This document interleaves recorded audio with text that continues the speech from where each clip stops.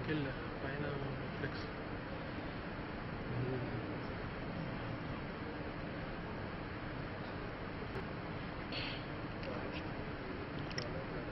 Good afternoon to all of you.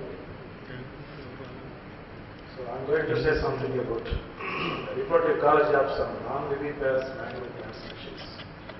This is about mangrove plant species, but not about mango plant species. So there is a difference. So reproductive ecology has several aspects.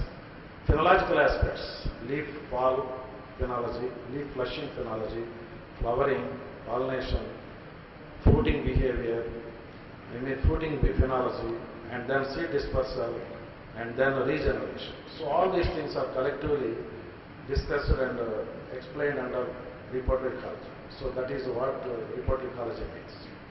You know that mangroves are very important in coastal areas. So India is blessed with a very long stretch of coastline both on the east as well as on the west.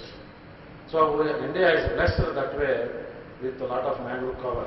So one important mangrove cover forest is Sundarbans in Bengal, in West Bengal as well as in East Bengal, the present Bangladesh. So here, what are these mangroves? So mangroves are naturally very important. They are like a bioshield against natural calamities such as what you call tsunamis, cyclonic surges during rainy season. So they are bioshield, they are like coast guard, natural coast guards which protect people who live along the coastlines and low-lying areas. So in that connection, mangroves play an important role. Mangroves are also very important for the stabilization of land, especially under beaches also.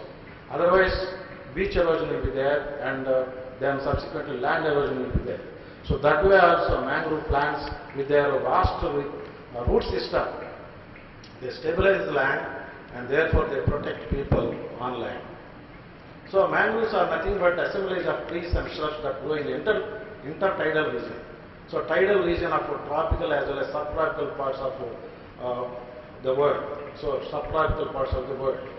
So these mangroves occur in areas where river water mixes, fresh water mixes with seawater. So that entire area is known as estuarine zone. So mangrove plants, wherever you go in the world, you find in any mangrove forest not more than 40 plant species. So that means that these plants are highly specialized, highly adaptive, and they grow only in those areas for which only in situ conservation is possible and their ex situ conservation is not possible.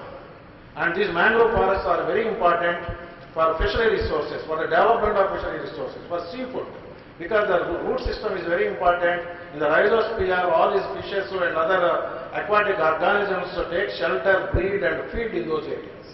So if we clear these mangroves, all these mangroves, so marine organisms will die or perish. So now mangrove forests, we have this forest cover in different forest cover to varying levels in different states of India. So in mangroves we also see a different gradation based on the salinity gradient within mangrove area, within the estuarine zone. So here if you take a look at that, so based on the salinity level, we can classify that euhaline, polyhaline, mesohaline, oligohaline, limnatic zone. So in each zone, only specific plants you find.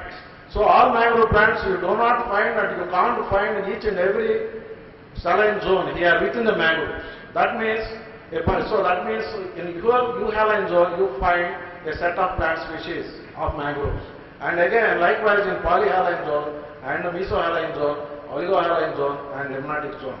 So limnatic zone is towards land, euhaline zone is towards sea. So that's how zonation has been classified.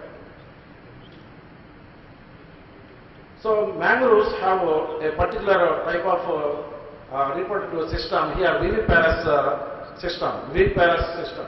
So vivipary here is of two types, pruvivipary and cryptovivipary. In case of pruvivipary, seeds germinate while seeds are still attached to the mother plant and they produce seedlings, and the seedlings come out of the fruit pericarp.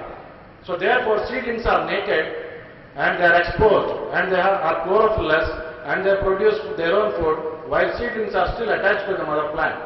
Whereas in case of cryptovivipary, they are still attached to the mother plant but the seedlings do not come out of the fruit pericarp. Though that is the basic difference between true vivipare and cryptovivipare. So my talk is going to be on oviparous, non-viviparous. Oviparous means seed plants. So here seeds are the propagules. In case of viviparous ones, seedlings are the propagules. So here I am going to talk about the oviparous ones.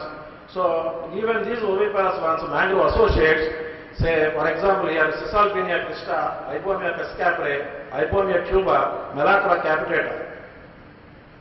So these are the plants which we have studied. I am going to present some aspects on these things. So here Soneraceae alba is a true euhaline zone. It occurs only in the seaward area where salinity is very high. So it doesn't grow in areas where salinity is very low. So you don't find this Soneraceae alba landward. And all the other plants, Cisalpinia crista, Melacra capitata, Ipomea pescapre and Ipomea tuba, all these plants grow in the landward direction but not in the seaward areas. So that zonation has been there, that separation is there within the mangrove areas. So this is the first plant, Soneraceae alba, I have mentioned now. So this is the seaward plant. So you have to go into the sea here. It's a very risky, life risky. If you don't know swimming, so that means you have to lose your life. So you must know swimming. So if you want to do work on this particular plant, because it occurs in the seaward direction, so it's very risky.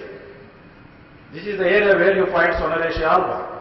So the tree looks like this, and these are some floral aspects. Since this plant occurs in the seaward direction, insects cannot go into that area because in the seaward side, wind is very high, wind speed is very high, insects cannot go into that area, and therefore the plants cannot get pollination. So since insects are totally absent, this plant is totally relying on wind as a pollinating agent. So wind disperses pollen from stigma to stigma, and therefore then only fruit comes. So here wind plays an important role, and insect activity is zero.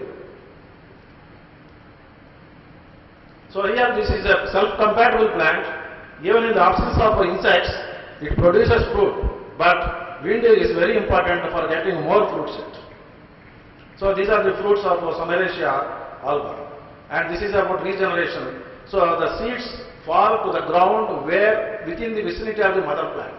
So the new plants also emerge in the vicinity of the mother plant, and they do not disperse far away from euhaline zone towards land. So there is a restriction here. And the second plant is Cisalpinia crista. So this plant is a landward one, it's a mangrove associate, and this plant is very important, it's very colorful, it's nearly more common in the landward area of the euhaline zone within the mangrove area. And this is very important for a number of insects, like this is a list. So these are the species which utilize this as a food source, and this particular Cisalpinia crista also produces fruit using these particular insects. So these are the different insects which use this floral reward and offer a pollination service. So these are the seeds of Cisalpinia crista. And another plant is Ipomea pescapre. So this is also a samophytic plant. It is also a beach plant. It is an important sand dune plant also. It is there also in the mangrove areas. So this is a mangrove associate. It produces a vast mat of vertical population with colorful, these violet colored flowers. And these flowers are very important sources for the honeybees and snails.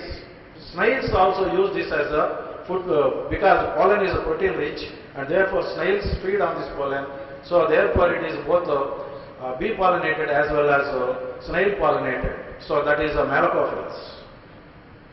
So it is self-compatible. It is able to produce fruit even in the absence of insects, but fruit set is very low. But in the presence of insects, fruit set is very high. So this is the foraging activity, nectar feeding activity of these insects on this particular plant species. And this is the list of insect species. And another one here, there is one beetle which utilizes pollen as well as the delicate corolla. So that means it simply destroys all the flowers.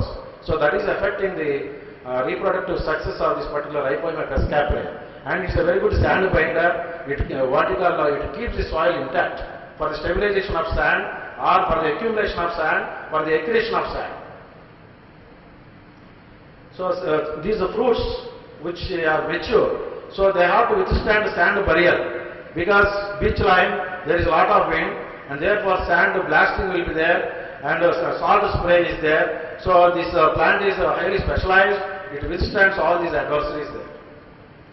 And another plant, Hypormia tuba, this is an allied species of Hypormia pescaprae, but it's very uncommon.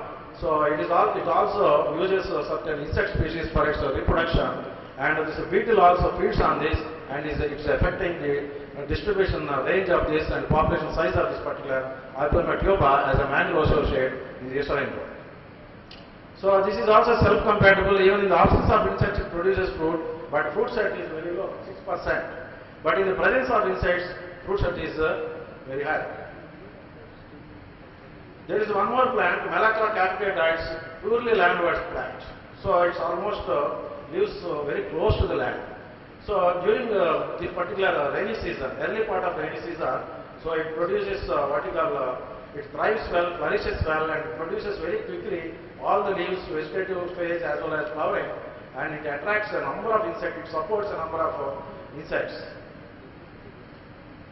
So these are especially, it's a very good food plant for honeybees and also for the butterflies, and also for beetles as well. So what is the importance of these mangrove associates? Here, in conclusion, all these 5 plants are bisexual, self-compatible, and they have mixed breeding system, and they are primarily adapted for cross-pollination. And then, in all these things, flowers are offer pollen and nectar as reward to pollinators. Someraceae alba is windy pollinated, while Cisalpina crispta is amorphous, both wind pollinated as well as insect pollinated. Amorphous means that.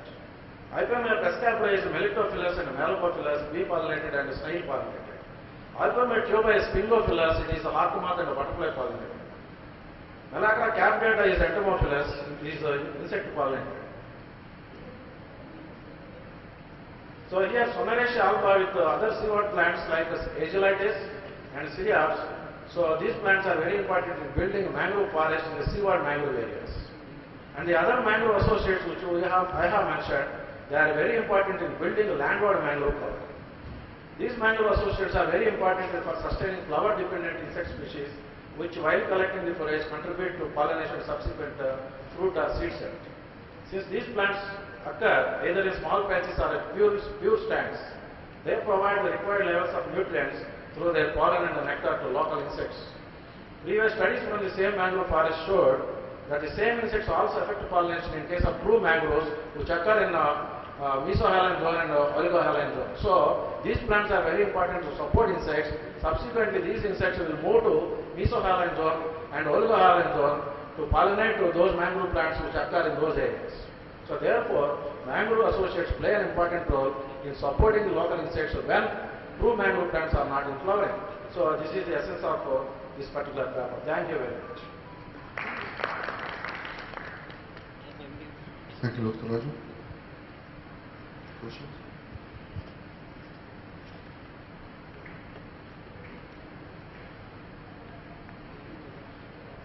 Any questions?